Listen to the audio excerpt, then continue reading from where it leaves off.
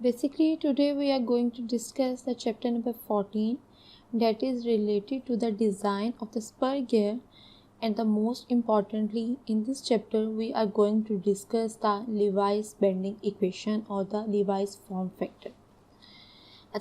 Before going to discussion about the Lewis form factor, we are going to discuss what are the different type of the stresses that can be occur in the gear tooth. Here you can see the picture of the analysis. Basically we have two type of stresses. अब देखिए हमारे पास क्या होता है, ये point A, let's say I call this is the point A. अगर इस पॉइंट ए को हम एनालाइज करें, इस पॉइंट ए कौन सा पॉइंट है जिसके साथ एक और यहाँ पे टूथ जो है वो कांटेक्ट में आएगा. अब जो दो सरफेसेस एक कांटेक्ट में आती हैं तो वहाँ पे उस कांटेक्ट की वजह से कुछ वेयर एंड टेयर होती है, और वेयर एंड टेयर के अलावा यहाँ पे क्या होगा, स्ट्रेस कंसंट्रेशन जो है ज़्यादा होगी.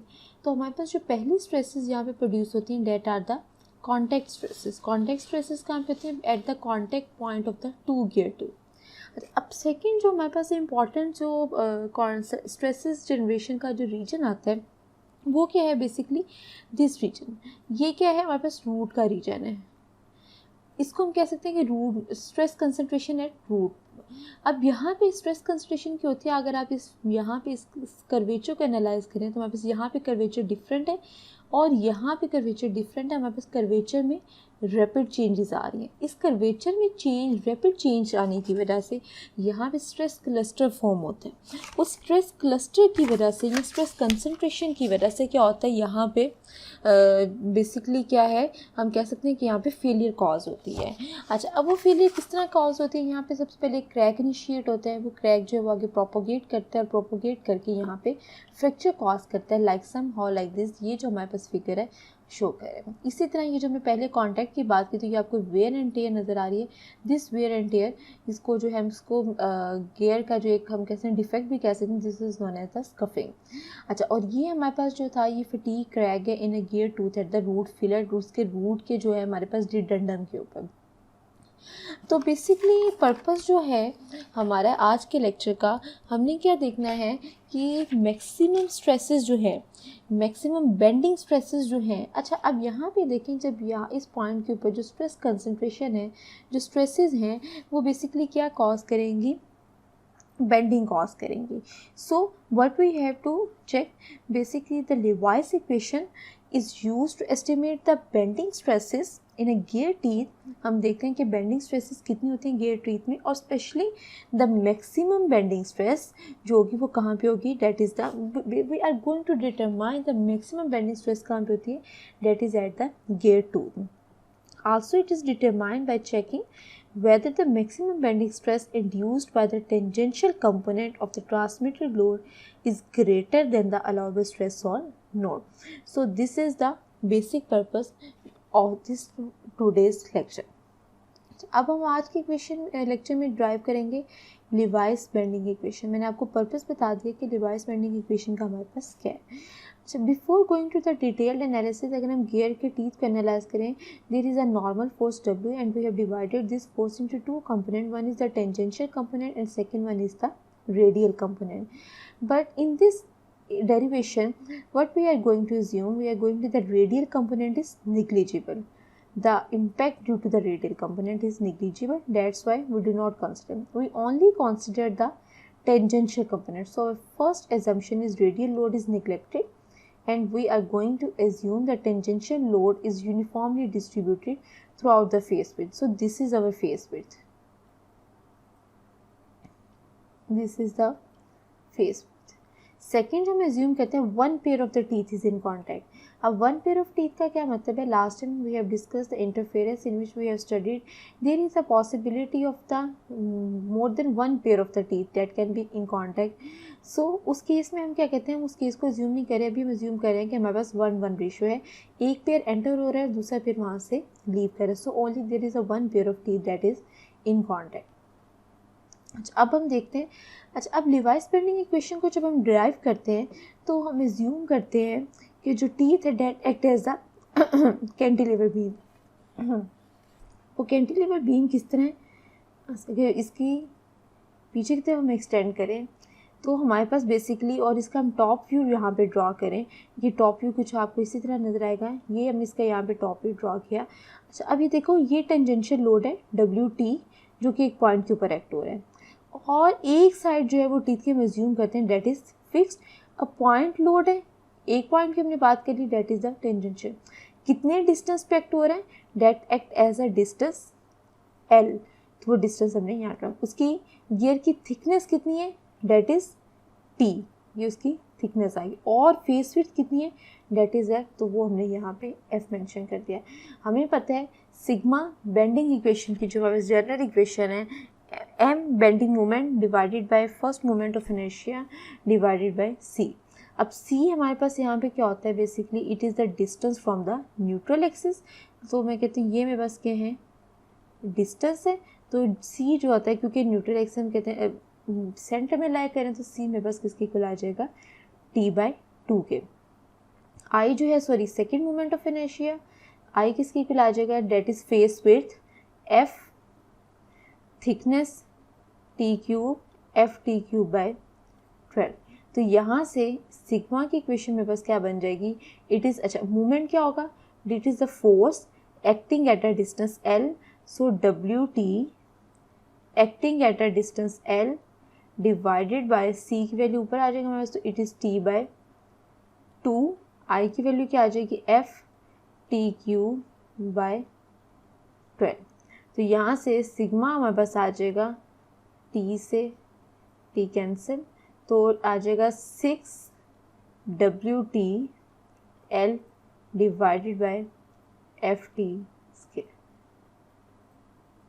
अब हमने क्या करना है, अब अच्छा, अब इस फॉर्मूला में देखें, बेंडिंग स्ट्रेस जो है किसके ऊपर डिपेंड कर रही है, face width, length and thickness of the gear. अच्छा, तो हमारे पास जब एनालिसिस की हम बात करते हैं, तो फेस विड्थ को जो है वो डिफ़ाइन करना मुश्किल होता है, तो हम क्या करते हैं कि instead of this relation face width, thickness और लेंथ में हम एक रिलेशन ड्राइव करते हैं इन terms of the Levi's form factor और this equation known as the Levi's bending equation। अच्छा, उसके लिए देखें, अब हमारे पास ये हमने गियर टीथ है। अच्छा, अब इस गियर टीथ में WT जो है वो टेंजेंशियल लोड है, अभी मैंने बताया, T थिकनेस है हमारे पास, F जो है डेट इज़ द फेस पे। अच्छा, अब अगर ये पॉइंट A कंसीडर करें, ये पॉइंट A बेसिकली कौन सा पॉइंट है, ये है हमारे पास पॉइंट A, यहाँ ये पॉइंट ए है जहाँ पे मैक्सिमम स्ट्रेस कंसंट्रेशन थी, या मैं कहती हूँ यहाँ पे ये पॉइंट ए है जहाँ पे मैक्सिमम स्ट्रेस कंसंट्रेशन थी। अब हम एज्यूम करते हैं इस पॉइंट ए को कि यहाँ पे स्ट्रेस कंसंट्रेशन क्या है, मैक्सिमम है। अच्छा, अब उसका डिस्टेंस फ्रॉम द रिडंडम सर्कल, उस पॉइंट का डिस्टेंस फ्रॉम रिडंडम सर्कल वो मेरे पास क्या है, डेट इज़ x। तो मेरे पास यहाँ पे देखें दो ट्राइंगल्स बनती हैं, एक ट्राइंगल जो है हम उसको, अब एक ट्राइंगल देखें, this is point A, let's say I call this is point A, this is point B, this is point C और दिस इज पॉइंट डी। अच्छा, ये एंगल मेरे पास क्या आ जाएगा, नॉर्मल प्रेशर एंगल और सिंपली द प्रेशर एंगल। अच्छा, अगर ये मेरे पास प्रेशर एंगल है तो इसके कॉरस्पॉन्डिंगली मेरे पास ये देखें, ये जो एंगल होगा वर्टिकल का, इसके साथ जो एंगल होगा ये भी मेरे पास क्या आ जाएगा, प्रेशर एंगल आ जाएगा। अच्छा, so we can say triangle A B C similar होगी किस ट्राइंगल के, ट्राइंगल बी सी डी के, ट्राइंगल बी डी सी। अब देखो एंगल ए और एंगल डी जो होगा हमारे पास, एंगल सी ए बी और एंगल बी डी सी जो है वो क्या है, कंकरेंट एंगल है। तो इन कंकरेंट एंगल्स की वजह से हमारे पास इसकी साइड्स क्या आ जाएंगी, प्रोपोर्शन में आ जाएंगी, और हमारे पास एक साइड जो वो कॉमन भी है, तो हम कहते हैं दोनों ट्राइंगल्स क्या हैं, सिमिलर ट्राइंगल है। अच्छा, अब इसमें सिमिलरिटी फाइंड आउट करें तो हमारे पास ये देखें, ये डिस्टेंस कितना आ जाएगा, ये टोटल डिस्टेंस टी है, तो ये डिस्टेंस कितना आ जाएगा, इट विल बी T/2। तो यहाँ से लिखते हैं हम T/2, इसको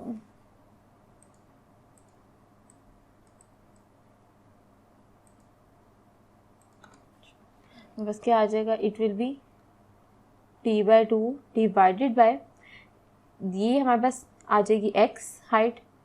अच्छा, अब इसी के प्रोपोर्शन में देखें, ये डिस्टेंस अगर T/2 है, ये हमारे पास क्या था, बन रही थी बेस इसका परपेंडिकुलर बन रहा है, तो इस केस में परपेंडिकुलर हमारे पास क्या बनेगा, ऑपोजिट बनेगा, तो इट विल बी L, और ये बेस आ जाएगी, बेस में बस कितनी आ जाएगी, it will B T/2।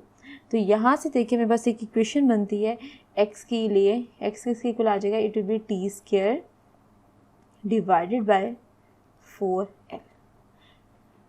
x इसके इक्वल आ गया T² डिवाइडेड बाय 4L। अब यहाँ से देखें सिग्मा में देखते हैं, अब इस equation let's say I call this is equation number 1 and this is equation number 2। आप देख सिग्मा में हमने अभी बात की कि वो इस टाइम बेंडिंग जो स्ट्रेसेस हैं वो किसका है, हमारे पास रिलेशन है फेस विड्थ के साथ, तो हमने इसको चेंज करना है in terms of the Lewis form factor. तो मैं यहाँ से इसको थोड़ा सा ब्रेक डाउन करूँ, WT अगर F को एक तरफ सेपरेट कर लें, मल्टीप्लाई बाय हमारे पास T² ये है, और नीचे में क्या चाहिए, 4L चाहिए, T²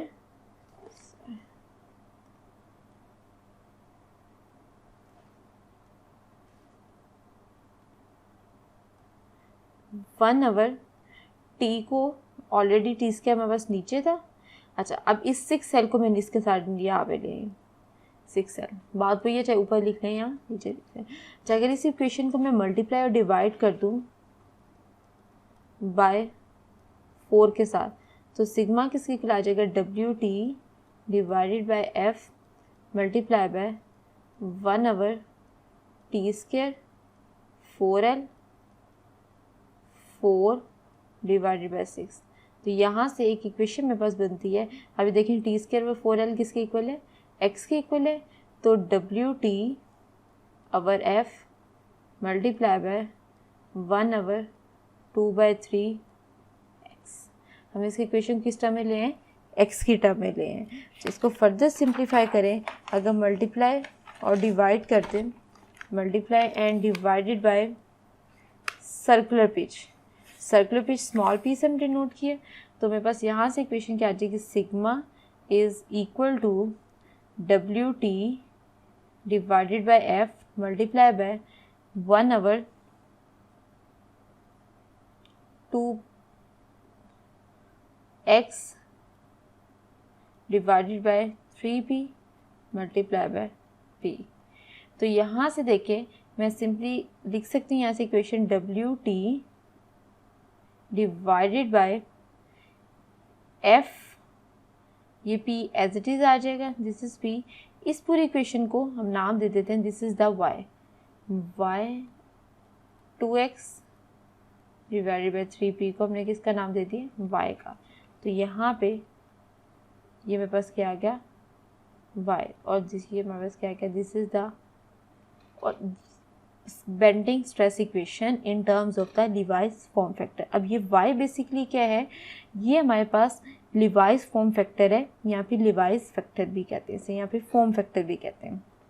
अच्छा, अब ये देखिए हम इसको किस तरह डिफाइन करते हैं, बेसिकली ये हमारे पास क्या है, डायमेंशनलेस क्वांटिटी है एंड वो used in a gear design. अब ये क्या बताता है, ये डिटरमाइन करते हैं स्ट्रेंथ ऑफ द गियर को, कि हमारे पास जो गियर टीथ है उनकी स्ट्रेंथ क्या है। अब ये देखें ये y क्या है, बेसिकली इन्वर्सली प्रोपोर्शनल है। अगर हम इसके अंदर x की वैल्यू भी पुट करें तो हम देखेंगे कि जो y है हमारे पास ये इन्वर्सली प्रोपोर्शनल है गियर लेंथ के साथ, और डायरेक्टली प्रोपोर्शनल है उसकी थिकनेस के साथ। इट मीन्स जितनी ज़्यादा गियर की लेंथ ज़्यादा होती जाएगी, गियर के हम बड़ा उसके टीथ की लेंथ ज़्यादा करते जाएंगे, तो इट मीन्स हमारी उसकी स्ट्रेंथ क्या करती जाएगी, डिक्रीज़ करती जाएगी। सो गियर टीथ की स्ट्रेंथ को डिटरमाइन करने के लिए what we are going to use, we are use the Lewis factor. अच्छा, अब इसको फाइंड आउट किस तरह करते हैं। अच्छा, हमें पता है सर्कुलर पिच किसकी इक्वल थी, P circular pitch that is equal to pi over diametral pitch. तो y जो है in terms of diameter pitch हमारे पास क्या रहता है, pi into Y.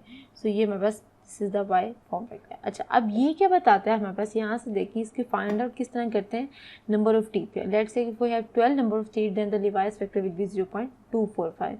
If we have 50 number of teeth then the Lewis factor will be 0.409। ये हमारे पास कहाँ था, बाय AGMA से, American Society of Gear Manufacturing Association जो है उसने डिटरमाइन किया है कि हमारे पास इसकी वैल्यू क्या होनी चाहिए। अच्छा, अब ये जो अभी तक हम काम कर रहे थे this is all for the static loading, but जब गियर जो है वर्किंग में होते हैं तो तब हमारे पास स्टैटिक लोडिंग जो है उसका इफेक्ट नहीं, बल्कि इनफैक्ट हमारे पास वहाँ पे डायनामिक लोडिंग आ जाती है, और हम स्टैटिक लोडिंग वहाँ पे एज्यूम भी नहीं कर सकते, और जो डायनामिक इफेक्ट्स हैं उनको इग्नोर भी नहीं कर सकते। सेकेंडली, जब हम अभी लिवाइस बेंडिंग इक्वेशन ड्राइव करते हैं तो वो एज्यूम द स्ट्रेस कंसंट्रेशन कहाँ पे, टीथ के रूट के ऊपर है, उसको हमने इग्नोर कर दिया था, हमने वहाँ पे एक पॉइंट लोड अप्लाई कर दिया था, तो हम स्ट्रेस कंसंट्रेशन को इग्नोर नहीं कर सकते। डेफिनेटली जो लोड है वो टीथ के एक पॉइंट के ऊपर कंसंट्रेटेड नहीं होगा, वो डिस्ट्रीब्यूट हुआ होगा। यहाँ पे देखें, ये जो हमने यहाँ पे जो टीथ इसके ये इस पोर्शन पे डिस्ट्रीब्यूट हुआ होगा बिटवीन द टीथ। सो इन सब इफेक्ट्स की वजह से हमारे पास स्टैटिक ये जो इक्वेशन है इसके अंदर ये इनसफिशेंट है, because this is apply only for the static loading. So हमें इसके अंदर कुछ फैक्टर इंक्लूड करना पड़ेगा जो कि किसको डिटरमाइन करेगा, डिटरमाइन लोडिंग को। कहता है when a pair of gear is driven at moderate or a high speed and noise is generated, it is certain that dynamic effects are present. One of the earliest effort to account for an increasing the load due to the velocity implied a number of gears of the same size, material and the strength. अच्छा, उसके लिए अब dynamic effect को introduce करवाने के लिए Levi's factor के बाद एक और फैक्टर इंट्रोड्यूस करवाया, this is known as the velocity factor. अब वेलोसिटी फैक्टर जो है बेसिकली वो क्या है, अगर हमारे पास गियर जो है वो कास्ट आयरन के बने होंगे और कास्टिंग से ही मैन्युफैक्चर हुए होंगे, then the factor should be equal to 600 plus v divided by 600। This v is the pitch line velocity, और इसको हम मेजर करते हैं in the feet per minute में। लास्ट टाइम मैंने बताया था पिच लाइन वेलोसिटी क्या है, जो गियर टीथ हैं जिसके पॉइंट की वेलोसिटी है, let's say this is the 2 gear teeth, तो ये जो पॉइंट जो है जिस वेलोसिटी के साथ, जिस स्पीड के साथ नेक्स्ट गियर के टीथ के कांटेक्ट में आएगा, दूसरे तीसरे, जिस वेलोसिटी स्पीड के साथ मूव करेगा वो हमारे पास कहते हैं this is the pitch line velocity. जितनी ज़्यादा पिच लाइन हमारे पास वेलोसिटी ज़्यादा होगी, डेफिनेटली डायनेमिक इफेक्ट उतने ज़्यादा प्रोमिनेंट होते जाएंगे, बिकॉज देखें जितनी स्पीड के साथ वो पॉइंट मूव कर रहा होगा उतनी ज़्यादा वाइब्रेशन यहाँ पे नॉइस का इफेक्ट जो वो सर्टेन होता जाएगा। तो इसकी वजह से हमने डायनामिक इफेक्ट को उसके अंदर किसको इंट्रोड्यूस करवाया है, वेलोसिटी फैक्टर को। वेलोसिटी फैक्टर बेसिकली किसके ऊपर डिपेंड करेगा, it depends on the velocity, pitch line velocity. अच्छा, अब जब गियर जो है, एक गियर जो है वो कास्टिंग से बना हुआ है, एक गियर जो है वो मिलिंग से बना हुआ है, तो डेफिनेटली दोनों की स्ट्रेंथ, उनकी शेप, साइज, हर चीज़ जो है मटेरियल उस वो डिफरेंट है। जब हमारे पास ये सारी चीज़ें डिफरेंट हो जाती है तो उसके अगेंस्ट उसकी वेलोसिटी पे जो इम्पैक्ट पड़ता है वो भी हमारे पास डिफरेंट है। तो इन केस ऑफ कटिंग और द कटिंग से बना है, होबिंग से बना है या मिलिंग प्रोफाइल से बना है, तो हम वेलोसिटी फैक्टर यूज़ करेंगे 1200 plus v divided by the 1200। इसी तरह लेटर एजीएम में एडिड हमारे पास होप्ड और शेप प्रोफाइल है, शेपिंग से बना है, तो उसके लिए हमने के को ये बता दिए, और अगर ग्राउंडिंग शेप्ड और ग्राउंड भी किया है उस प्रोफाइल को तो हमारे पास के की वैल्यू जो है वो ये आ जाती है। जितनी ज़्यादा सरफेस स्मूथ होती जाएगी उतनी ज़्यादा उसके अंदर जो डायनामिक इफेक्ट्स हैं उनको हम डिक्रीज या कर सकते हैं। अच्छा, अब इन ऐसे यूनिट ही हमारे पास के की वैल्यू है for different cast iron cast profile के लिए, कट और मिड प्रोफाइल के लिए, होबिंग और शेप प्रोफाइल के लिए, और शेप्ड और ग्राउंड प्रोफाइल के लिए। पिच लाइन वेलोसिटी जब ये हमारे पास वैल्यू के ऊपर है, जब पिच लाइन वेलोसिटी किसमें होगी, that is in the metre per second. Simple conversion किया फीट को पर इंचेस को मीटर पर सेकेंड में। अच्छा, एक प्रॉब्लम स्टेटमेंट देखते हैं। अच्छा, अब यहाँ पे देखें वो क्या कहता है, हमारे पास एक स्ट्रोक्स पर गियर है। अच्छा, अब इस अमेरिकन में देखिए सबसे पहले उसने बात क्या की है, स्ट्रोक्स पर गियर। स्ट्रोक का क्या मतलब है, इट मीन्स मेरे पास एक लॉन्ग रॉड थी, उस लॉन्ग रॉड को कट करके उसके ऊपर कटिंग या मिलिंग का ऑपरेशन परफॉर्म करने के बाद हमने वहाँ पे क्या बनाया, स्पर गियर बनाया। जब कटिंग और मिलिंग की बात आ गई तो मेरे पास के बी की वैल्यू जो है वो हम यूज़ करेंगे दिस वन। अच्छा, अब हमारे पास के बी की वैल्यू आ जाएगी ये, के वी इज इक्वल टू 6.1। अच्छा, यूनिट देखिए हमारे पास क्या है, इंचेस, और उसमें तो इट मीन्स के वी की हमारी वैल्यू आ जाएगी 1200 प्लस वी डिवाइडेड बाई 1200। अच्छा, अब हमने के डायनामिक इफेक्ट के अंदर उसकी वैल्यू कैलकुलेट देख ली। उसके बाद वो कहते हैं उसकी डायमीट्रल पिच कितनी है, 8 टीथ पर इंच। अब डायमीट्रल पिच का क्या मतलब है, that is diametral pitch capital P number of teeth divided by diameter pitch circle diameter, तो पिच सर्कल डायमीटर यहाँ से किसको का number of T divided by pitch, ये किसके इक्वल है, पिच मेरे पास किसके इक्वल है 8 के, और हमारे पास उसकी फेस विड्थ कितनी है 1/2 inch, 1/2 inch, 16 number of teeth है, 16 टीथ है डिवाइडेड बाय 8, तो मेरे पास डायमीटर कितना आ जाता है 2 इंच आ जाता है। And pressure angle of 20 degree, pressure angle है 20 डिग्री, फुल डेप्थ है, फुल डेप्थ क्या मतलब है, के किसके इक्वल आ जाएगा, इट इज इक्वल टू 1। अच्छा अब मटेरियल देखें उसने क्या बताया, इट इज A1ISI 120 स्टील। अच्छा अब इट मीन्स हमारे पास अगर मटेरियल डिफरेंट होने की वजह से उसकी स्ट्रेंथ में चेंज आएगा, उसकी अल्टीमेट स्ट्रेंथ में, उसकी अलाउबल स्ट्रेंथ में हमारे पास चेंज आएगा, तो इसलिए मटेरियल को डिफाइन करना जो है वो यहाँ पे डेफिनेट है। इन एज रोल्ड कंडीशन, अब एज रोल्ड कंडीशन का क्या मतलब है कि हमारे पास जो भी हमने स्पर गियर बना रहे हैं उसको बेसिकली रोलिंग के हीटिंग के प्रोसेसेस के थ्रू उसको रोल किया जा रहा है। जो रोलर्स हैं वो हीट अप करके उसके ऊपर सब्सिक्वेंट ऑपरेशंस करके हॉट रोल्ड हम जिसे कहते हैं प्रोसेस, वो हम कह रहे हैं। अच्छा आपके बुक में टेबल नंबर 820 है, अब उसके अंदर उसने क्या बताया है, deterministic STM minimum tensile and yield strength for some hot rolled and cold drawn steels. अब हॉट रोल्ड का क्या मतलब है, जो स्टॉक है जो लार्जर हमारे पास बार थी उसको अपने हीटअप किए, डेट टेम्परेचर नियरेस्ट के उस टेम्परेचर के ऊपर वो इजीली डीफॉर्म हो सके, मोल्ड हो सके, तो वो हमारे पास क्या जाता है हॉट रोल्ड में। और कोल्ड ड्रॉन में क्या होता है, हम रूम टेम्परेचर के ऊपर ही उसके ऊपर प्रोसेसेस करते हैं। अब यहाँ पे देखिए हमारे पास मटेरियल क्या था, SAE एंड ASI क्या था 120, तो ये मेरे पास 1020 आ गया। उसके बाद थर्ड लाइन में देखें क्या लिखा है, HR and CD, HR stand for the hot rolled and CD stand for the cold drawn. ऊपर देखिए टेंसाइल स्ट्रेंथ और यील्ड स्ट्रेंथ है मेगा पास्कल में और ब्रैकेट में KPSI में। अब मेरे पास क्या है, हॉट मटेरियल है ASI 120, हॉट रोल्ड है HR, मुझे किस में रिक्वायर्ड है KPSI में, तो मेरे पास यहाँ पे उसकी यील्ड स्ट्रेंथ टेंसाइल स्ट्रेंथ कितनी आ जाएगी, इट विल बी 55, और उसकी यील्ड स्ट्रेंथ कितनी आ गई, डेट इज द 30। तो यहाँ पे हमने उसकी यील्ड और टेंसाइल स्ट्रेस देख ली, वो हमारे पास यील्ड स्ट्रेस कितनी आई है 30 KPSI, और टेंसाइल स्ट्रेस कितनी आ गई 55 KPSI। उसके बाद वो कहते हैं use a design factor of 3। अब डिजाइन फैक्टर हमारे पास किसके इक्वल होता है, this is the basically yield stress or ultimate stress divided by the allowable stress. अब हमारे पास डिजाइन फैक्टर है, ये स्ट्रेस है, बट अलाउबल नहीं है, तो यहाँ से अलाउबल किसके इक्वल आ जाएगी, ये स्ट्रेस कितनी 30 KPSI, डिजाइन फैक्टर 3 है, तो अलाउबल स्ट्रेस कितनी आ गई 10 KPSI। इट मीन्स यहाँ पे हम इसके ऊपर 10 KPSI जो है वो अलाउबल स्ट्रेस जो है वो अप्लाई कर सकते हैं। अच्छा उसके बाद देखिए वो कितनी रोटेशन पे रोटेट कर रहे हैं 1200 रेवोल्यूशंस पर मिनट के ऊपर, एंड मॉडरेट एप्लीकेशंस। ठीक है, उसके बाद हमने फाइंड आउट करना है horse power output find out करना है ऑफ द गियर। अच्छा अब हमें पता है हॉर्स पावर आउटपुट के लिए जो हॉर्स पावर है उसका फॉर्मूला क्या होता है हमारे पास, that is basically equal to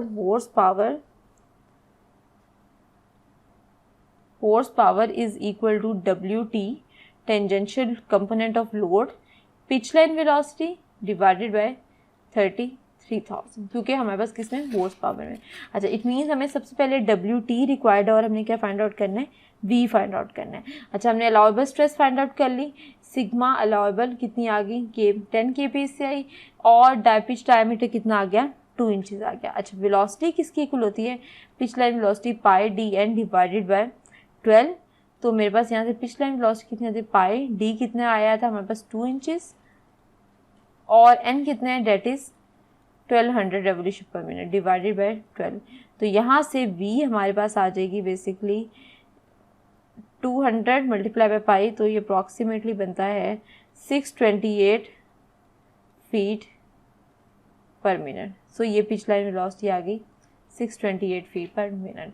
अच्छा आपने K की वैल्यू सेलेक्ट कर ली थी, हमने बताया था स्टोक्स पर किया है 1200 प्लस स्पीड डिवाइडेड बाय 1200, तो यहाँ से मैंने वेलोसिटी जो है वो फाइंड आउट कर ली। अच्छा अब नेक्स्ट हमारे पास क्या आ जाता है, यहीं पे इसको कंटिन्यू करते हैं। अच्छा, अब हमने के वी भी फाइंड आउट कर लिया, हमारे पास आ गया, वी भी हमने फाइंड आउट कर लिया। अब हमें क्या चाहिए, लिवाइस बेंडिंग इक्वेशन देखें। अब इस इक्वेशन के अंदर हमें क्या रिक्वायर्ड है, के वी डब्ल्यू टी के सिग्मा है हमारे पास, के वी हमने फाइंड आउट कर लिए, डब्ल्यू टी हमने फाइंड आउट करना है, फेस विथ भी गिवन है हमारे पास, मॉड्यूल हमें रिक्वायर्ड नहीं है यहाँ पे, वो गिवन भी नहीं है, और वाई हमारे पास फॉर्म फैक्टर है। अच्छा, अब फॉर्म फैक्टर फाइंड आउट करने के लिए हमें क्या रिक्वायर्ड होता है, नंबर ऑफ टीथ। तो कितने नंबर ऑफ टीथ है, 16। तो देखते हैं 16 नंबर ऑफ टीथ के लिए हमारे पास फॉर्म फैक्टर किसके इक्वल है, 0.296। तो y यहाँ से कितना आ गया, 0.296। तो यहाँ से हम सिग्मा से डब्ल्यू टी में बस किसके इक्वल आ जाएगा, it will be equal to F face with 5 form factor sigma allowable divided by K v into p. फिर से तो यहाँ से देखें एफ की वैल्यू कितनी है हमारे पास, 1.5, y की वैल्यू कितनी, 0.296, सिग्मा अलाउेबल हमने कितना निकाला 10, के वी की वैल्यू हमारे पास कितनी है 1.52, मल्टीप्लाई बाय पिच हमारे पास कितनी है, डेट इज 8 पर इंचेस। तो यहाँ से हमने डब्ल्यू टी की वैल्यू निकाली, डब्ल्यू टी मेरे पास आता है basically it is equal to 365 और यूनिट हमारे पास क्या होंगे, पाउंड फोर्स। अब हॉर्स पावर मेरे पास किसके इक्वल आएगा, W T pitch line velocity divided by 33,000। तो यहाँ से 365 पिच लाइन वेलोसिटी हमने निकाली थी 628 feet per minute, 628 divided by 33,000। तो यहाँ से हमारे पास जो आ जाती है हॉर्स पावर आ जाती है 6.95 horse power. So this much amount of horse power जो है वो ट्रांसमिटेड होंगे if we have a spur gear, strokes पर gear having face with this number of teeth this and with the pressure angle 20 degree, and if the gear rotate at application of 1200 revolution per minute. So ये हमारे पास क्या है, अच्छा moderate application का यहाँ पे हमारे पास इंपॉर्टेंट था। अब मॉडरेट एप्लीकेशन क्या है, लाइक हमारे पास फेलिंग क्राइटेरिया, डिफरेंट तरह के क्राइटेरिया होते हैं। जो हमने डिज़ाइन फैक्टर डिफाइन किया, डिज़ाइन फैक्टर हमारे पास होते हैं यहाँ तो अल्टीमेट स्ट्रेस और यहाँ पे यील्ड स्ट्रेस। अल्टीमेट स्ट्रेस और यील्ड स्ट्रेस क्या है, बेसिकली बताता है कि मैक्सिमम फेलियर कहाँ पे होगा, अलाउबल ये जो है मिनिमम स्ट्रेस जो कि हम उसके ऊपर अप्लाई कर सकते हैं। अब यहाँ पे अगर अल्टीमेट स्ट्रेस में क्या है कि वो प्लास्टिक डिफॉर्मेशन तक जाके फेल होगा, बट हमने यील्ड स्ट्रेस, जब मॉडरेट एप्लीकेशंस की बात हो रही होती है तो हम किसको, यील्ड स्ट्रेंथ को एज अ फेलिंग क्राइटेरिया रखते हैं। तो इस वजह से हमने यील्ड स्ट्रेस जो है एज अ filling criteria रखी। So this is all about the Levi's bending equation that determines the maximum bending stresses occur at the root location of the gear or the dedendum. Root location यहाँ पे वो हमारे पास कहाँ पे आ जाती है, डिडेंडम लोकेशन के ऊपर आ जाती है। फिर हम देखते हैं कि आइदर जो हमारी अलाउबल स्ट्रेस थी, अभी जो हमने 10 kpsi की अलाउबल स्ट्रेस निकाली थी और जो मैक्सिमम हमारे पास स्ट्रेस थी वो कितनी थी 30। तो इट मीन्स हमारी अलाउबल स्ट्रेस जो है वो उस मैक्सिमम स्ट्रेस के अंडर लाई कर रही होती है। तो ये सब, और सेकेंडली फिर हमने देखा कि हमारे पास गियर की स्ट्रेंथ कितनी है, वो हमारे पास कहाँ से आ गया, that depends on the Lewis form factor, और Lewis form factor further depend कर रहा था प्रेशर एंगल के ऊपर, मटेरियल के ऊपर, साइज के ऊपर और उसके डायनामिक इफेक्ट्स के ऊपर हमने इंट्रोड्यूस करवाया। So this is all about the Lewis form factor.